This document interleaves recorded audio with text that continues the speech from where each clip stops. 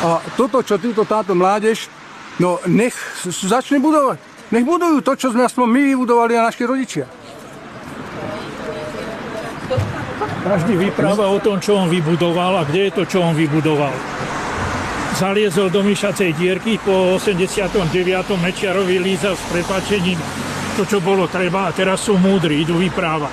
A taký chrápuň ako nejaký to prasiatko v parlamente, či ako pán Pučík mu to hovoria, povie Mikloškovi, že nesiaha mu ani po opatky. Čo je to za zmrda?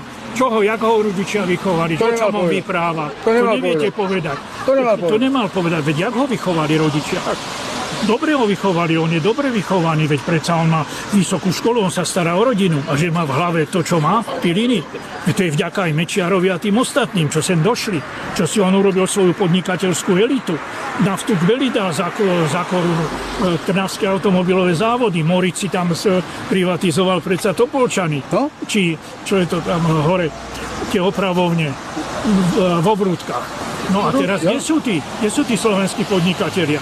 A teraz, keď študenti to vidia a mládež to vidí, tak im ide niekto vyprávať, že nech sa idú učiť. A kde sú tí rodičia, ktorí boli vyučení a nedali vyučiť svoje deti? Ale o tom práve rozprávame. Jak je to možné, že teraz sa poukazuje len na Fica? Prečo len na Fica? Krištaša, na všetkých, čo tu doteraz rozkrádali túto republiku. Nech začnú ukazovať na Tisa, na Hlinku, nech Štefánika, Štúra, nech začnú poukázať. Vždycky sú na vine iní, len nie ja a moja výchova, moje deti. Jak som ich vychoval? To už nikto nepovie. Ja dobre vychovaný mám decko jaké. To už nikto sa neprizná k tomu. Všetci sme dobrí, všetci chodíme do kostola, vyspovedáme sa, môžeme zajtra začať kradnúť znova.